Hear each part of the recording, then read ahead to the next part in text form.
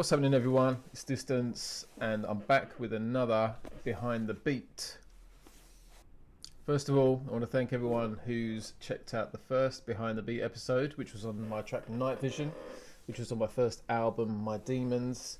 I did ask people to mention or to say in the comments what track they'd like me to look at next, and a lot of people came back with Untouchable. So we're going to be looking at Untouchable. Also, quite a lot of people asked about Untouchable VIP. But what I'm going to do is I'll do a separate video showing you how I produce VIP versions of tracks and how you can do that to your own. So yeah, Untouchable came out on an EP called Outer Limits EP, which was on Chest Plate, and it looks like this. Not sure if you can actually get this anymore, so if you manage to find it somewhere, you might as well get hold of it. Anyway, why don't we have a quick little listen to Untouchable. Yeah,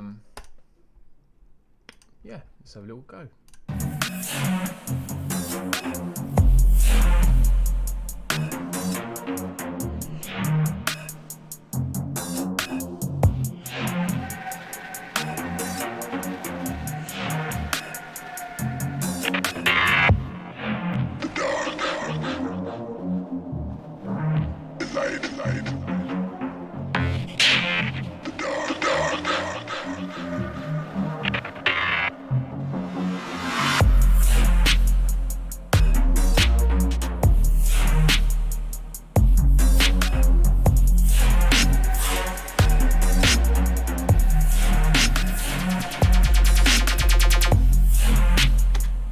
There you go, Untouchable.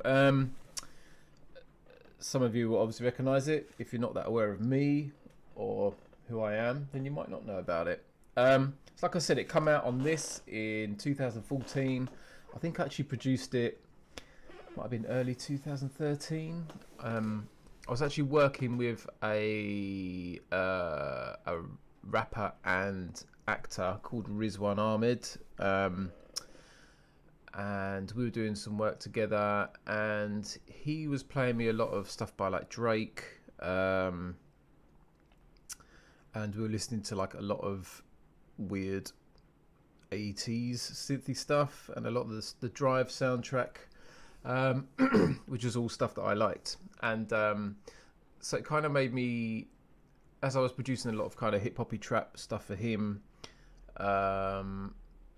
that then kind of transferred into my productions. Like, I really liked the solid 808 subs, so I kind of wanted to do that in a track, and that happened with this. And the way this tune actually first started was with me making this bass patch in Massive. Hang on.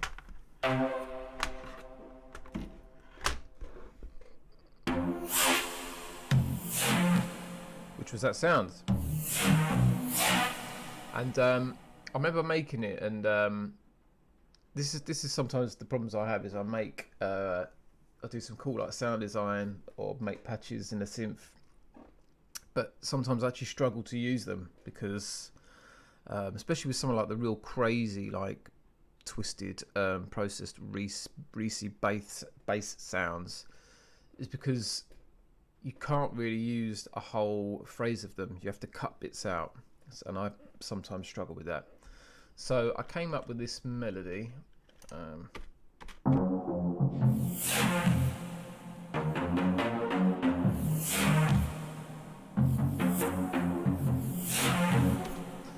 I remember coming up with that melody, and then normally what I would do is I would just duplicate that and have a sub version of that, so a, you know, like I say, another Massive, but where it's very much just a sub sound, and that would just follow that same melody.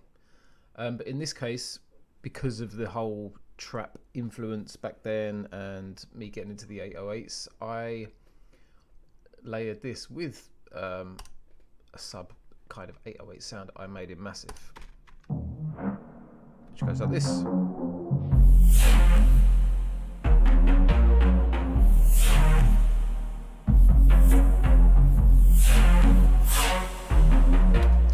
that's just picking out some of the key notes at the beginning of the phrases. I'll just play that again.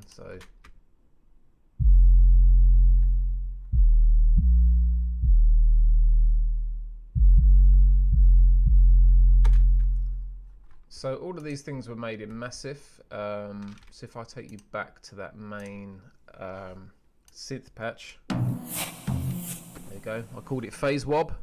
It's the Phase Wob.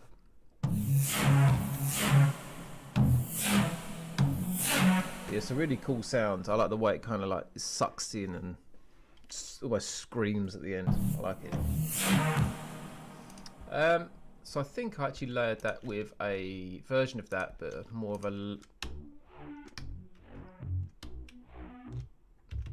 It's just quietly underneath that one, just to give it a bit of body. Right, so yeah, so that is obviously one of the key characteristics of this tune. What's going on over here? So I think I even made so also you know, Massive was kind of like my go-to synth back at that time. Massive and Absinthe by Native Instruments, and as I said, can't big up Native Instruments enough. So the drums, like I said, they kind of had a bit of a trappy feel to them. Let's just have a little look at those. Oh, and I remember at the time, I don't know why, but this just popped into my head. It's one of the things like where you're, I don't know, you're laying in bed or working and just some idea pops into your head. But I really like the idea of these fast hats that are going like tick, tick, tick, tick, tick, tick, tick. But then what happened is those hats phase out and in their place comes like a laser, like a do do do do do do do do do. And I'll show you what I mean by that.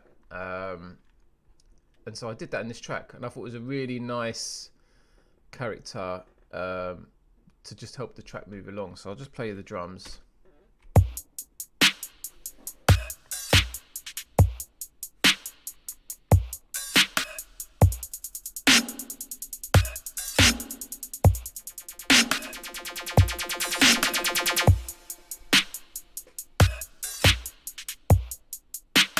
Little laser.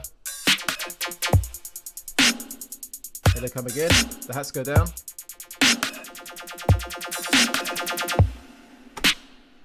See, I just thought that was really cool. And so yeah, sometimes, you know, you can get crazy ideas at any time of the day.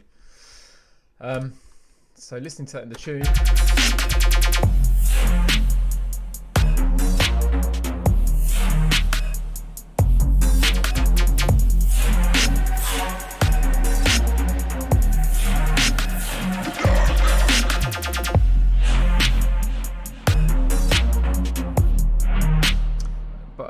What was really cool is I remember making this, and I think it was one of the Get Darker parties. Big up Dark Side, Ashley, all the Get Darker gang. Everyone used to watch Get Darker TV. Just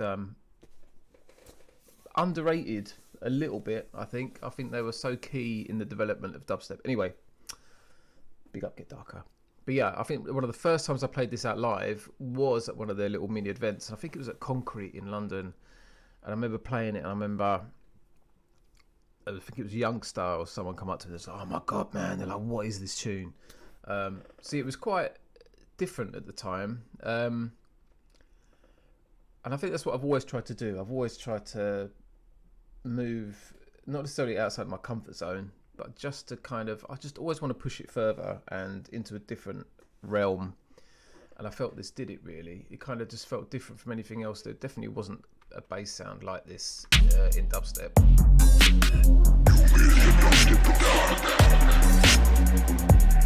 And I remember when that 808 kicked in, it did exactly what I wanted. Like I just wanted these singular like boom, boom, boom, you know, to kind of strengthen the tune under that mid bass. And it really did it when it dropped. I remember the subs would just be like boom. So yeah, it was good times. And we can have a look at the sub. So the sub, again, this was made in Massive, and I spent, how long did I spend?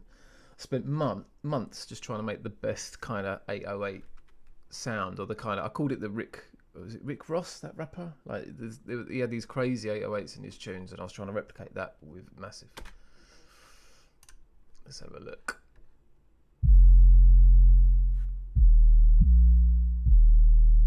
So what have I done here? I've actually got an envelope which is giving this a pitch drop. So it's so if you see, I've actually set the pitch to -24, but the envelope is starting it at +24. Yeah, +24. So it's dropping it by, actually no, sorry, it's dropping it by 24 tones. So it's 2 octaves. So it's going up that kind of sound. Let me see.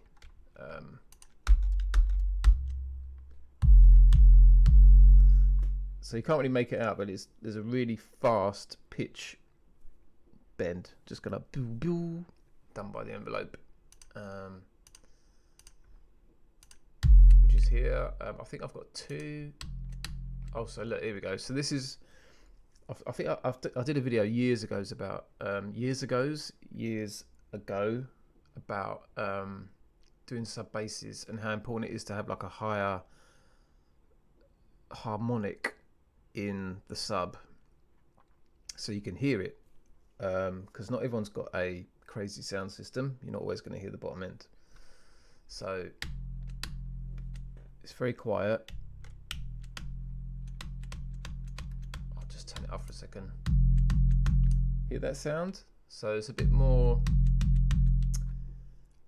something going on around a 200 hertz mark, but without that it'd be too subby.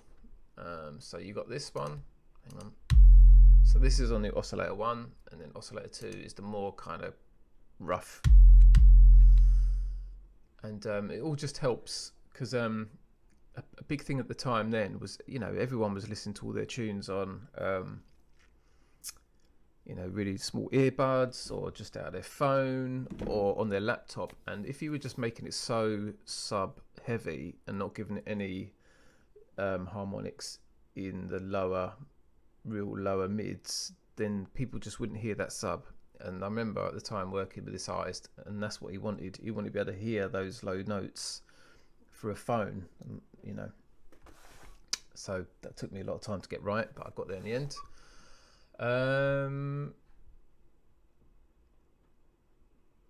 Yes, and how did I process this sub? Let's have a look. So I've got some EQ on there. Oh yeah, let's see. I've even given it a little boost. 200 and, is it 212? 199. Right about the 200 hertz mark. And it just gives it a little warmth.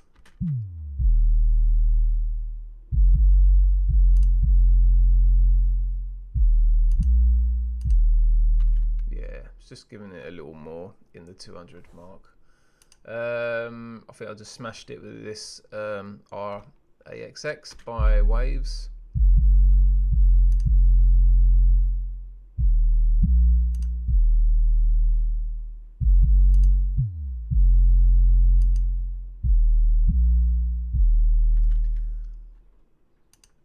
I don't know what it is. There's just something nice about this. It's a limiter. I think it's basically a limiter, or a very heavy compression, but it seems, I like it on kicks and basses, on subs, sorry. Just seems to round things off nicely and really thicken them up without many dials. As you can see, there's just threshold and attack. Then I finished off with another EQ.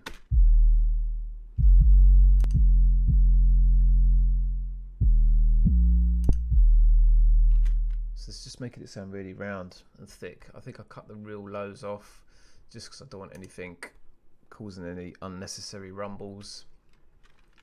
And then by the looks of it, I'm also sending that to a bus. Let me have a look.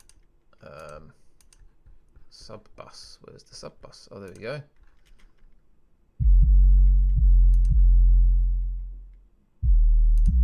So I've just got a tiny bit of distortion. Doesn't actually sound like it's doing that much. But at the time, I must have thought it was doing something good. And then another EQ, just giving it another tiny little boost. What's that at? 86, so that's a bit more of the lower end. If we go back to the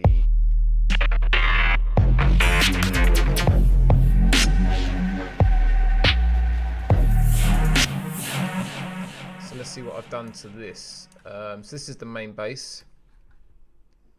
Hang on.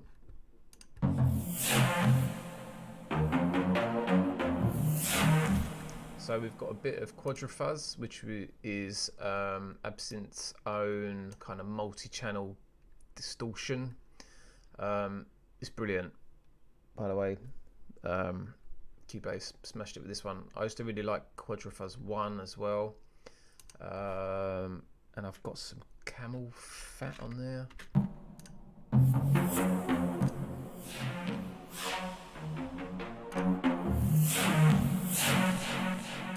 So that's what am I doing there? I'm compressing it a tiny amount. Got a filter. Doesn't look like that filter's on actually, and then just a tiny little push, a tiny little bit of exciter, and that's it. That's not really doing too much. I might just use that to boost up the volume. I'll stereo delay.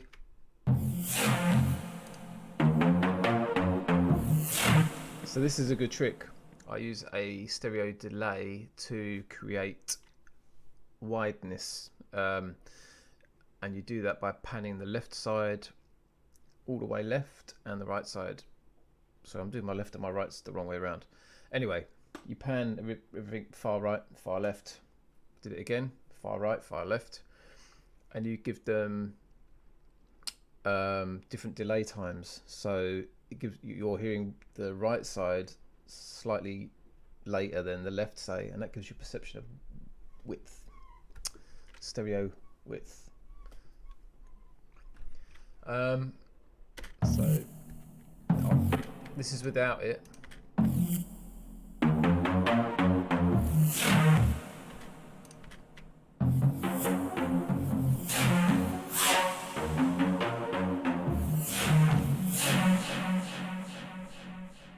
Now it's all out here and not in the middle. Really good trick. I use that on loads of basses and on drums, and then I've put a little bit of limiting on there.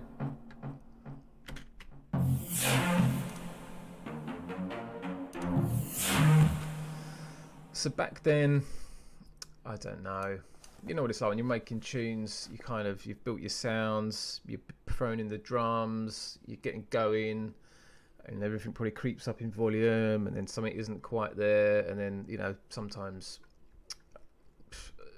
Again, this is how many years ago? Almost 10 years ago. I've probably just whacked a limiter on the end of it just to get the volume up or to try and thicken it.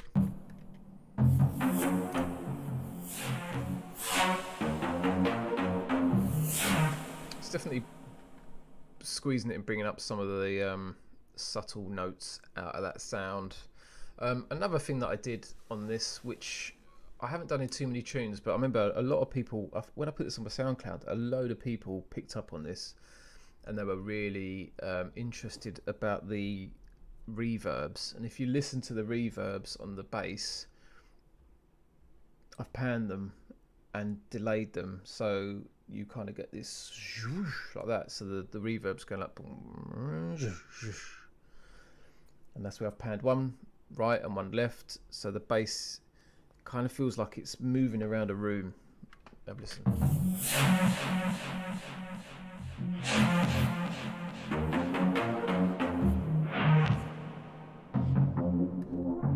I'll do it from here.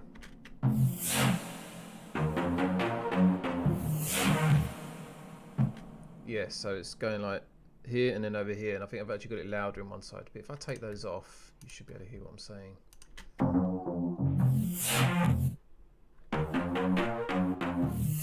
So that's dry. Just the left side.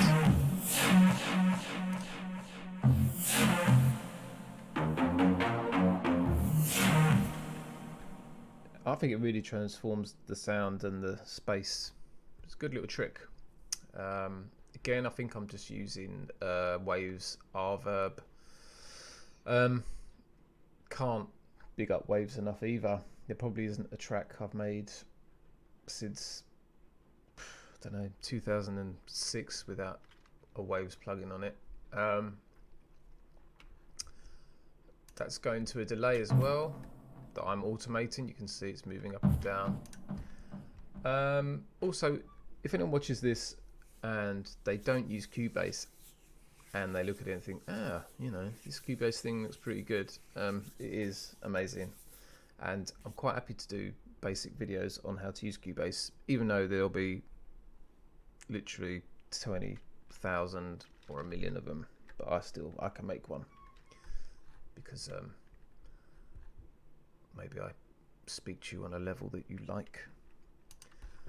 So there we are. That's massive. The drums, you know, I think anyone really cares about the bass and the drums, don't they? So let's have a little look at the drums. There's actually quite a lot going on in this tune. I don't normally have this much stuff going on.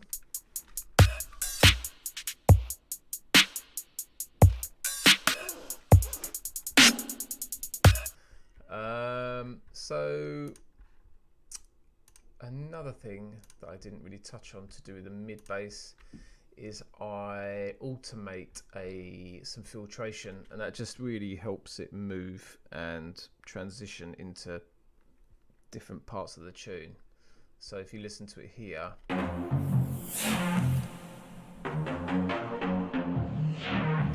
and the red shows me filtering it up and down.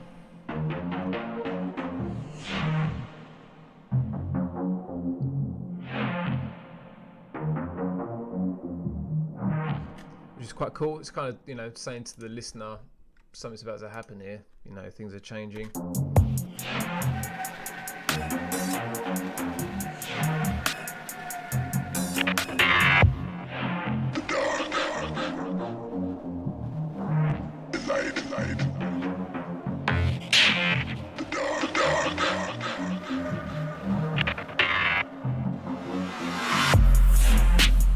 Opens all the way up again. I also did it around here, just again as a. So when it drops, it's quite manic, and then it kind of drops down a little bit to this.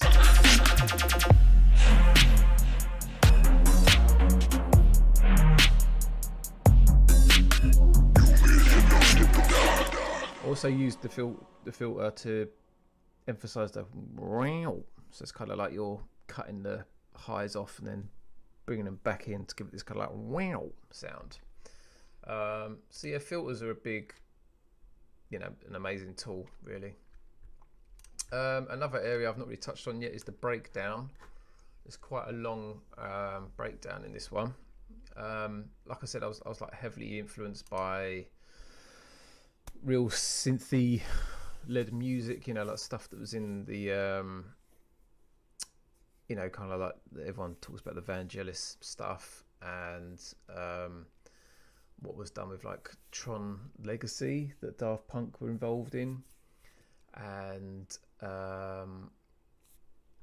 yeah, so I wanted to make it, because it's quite a dark, heavy tune, but I wanted the breakdown to kind of almost be like an offshoot, where it takes you to this completely different space, where it's actually quite what's the word? Almost emotional. Do you know what I mean? Like it makes you feel, yeah, just emotional. So it's kind of taking you out of this space that's quite energetic and dark to this then kind of gentle, emotional moment. So let's have a listen.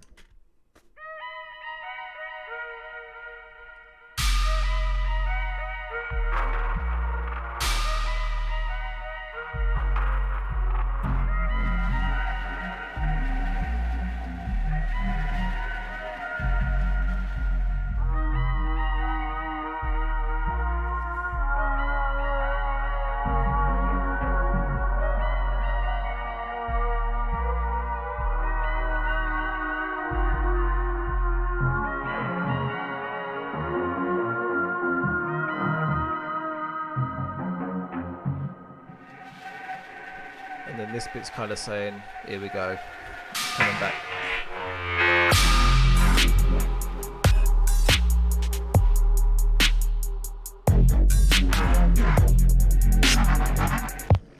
So yeah, so this midsection is from Diva, another great synth. It was actually Artwork that put me onto this. I think it's about, I can't remember what it was, but it's got to be over 10 years ago. I think I posted on Twitter saying, like, can anyone recommend any new synths? And then I got a call from Artwork telling me to check this one out. So good shout, Artwork. It's great for like the analog synths, plus great to do basses, all sorts. Really good for like the more like filmic composition stuff as well. Some great arps in there. So yeah, I just did these basic, nothing to, I mean, I'm not really, I wouldn't say I'm particularly adventurous when it comes to chords. I mean, it's barely a chord.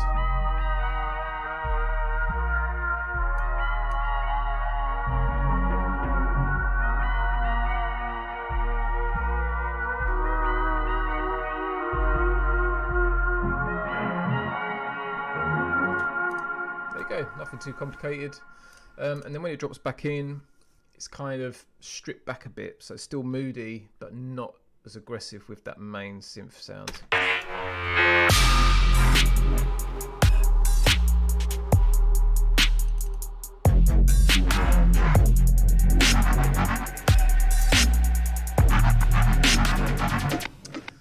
And then the lasers come in, and then we're back to the original drop.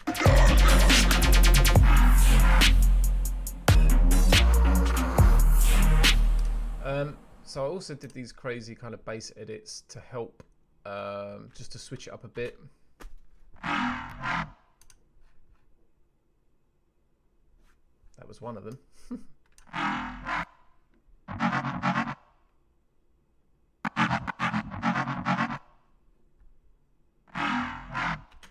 There you go. So these probably would have just been, let me have a look. Oh yeah, so there you go. This is a large, I would have just recorded a long phrase of me playing stuff and bouncing it out. So let's have a listen.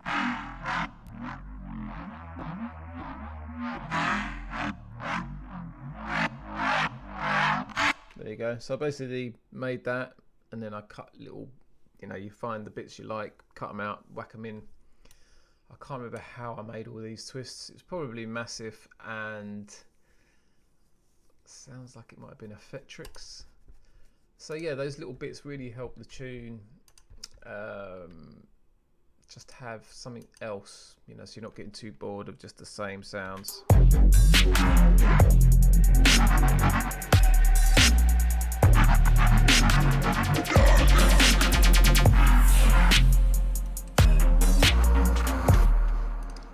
wonder if there's any more. What are these? Similar thing, just some that would have been just cut out of a similar sample that I made. We've also got this bass, which I didn't touch on, which is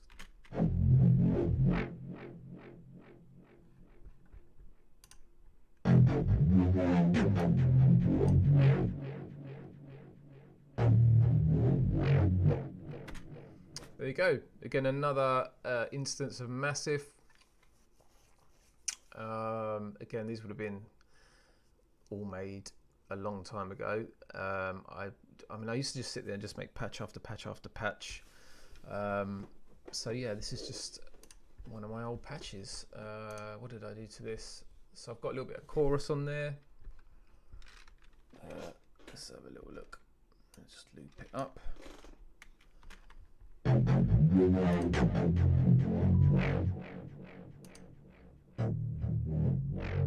So this is with that. So I've got a doubler. So this is another cool tool for adding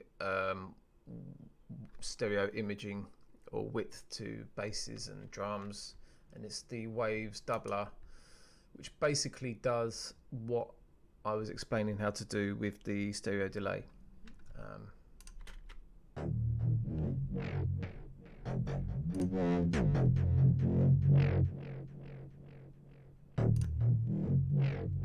yeah, so giving that a lot of nice width. I've got a compress on there. Really not doing a lot. Distortion. The distortion's nice. So the distortion's accentuating some of the characteristics in that bass. Again, I haven't gone crazy. I think that's the thing with basses. When you tell some people to use like distortion, saturation, I think they always think of really heavily distorted stuff, and that might be an inexperience where I think like if you go over the top, so same with compression, if you go over the top with the plugin and then dial it back, I think you're more likely to hear what you're doing. And compression is really good used subtly because it just kind of gives things such a gentle boost and character.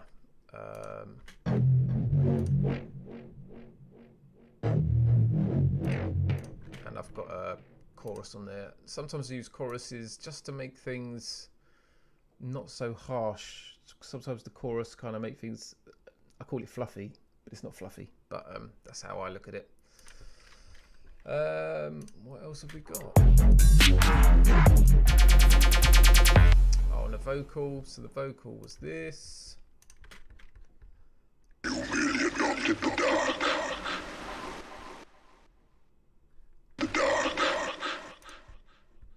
Lots of samples of the dark. The dark. The dark. The light and the dark. So there you are. I used that just to, again, just gives it something else rather than it just being all instruments and synths, really. I had this sound which was from Omnisphere. Actually, this wasn't from Omnisphere. This was from, even though I've called it Omni Spooky String, it wasn't. This was from a free synth that I can't remember what it was called, but you can't get it anymore, which is why I had to bounce it into audio.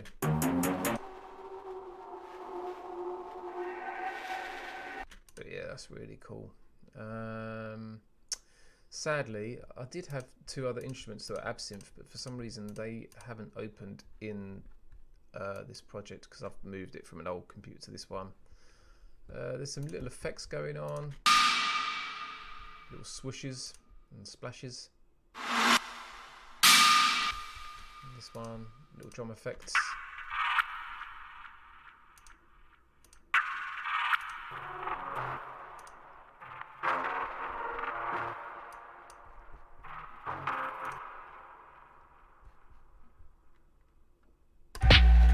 Yeah, so I think that's about it really. We kind of covered everything.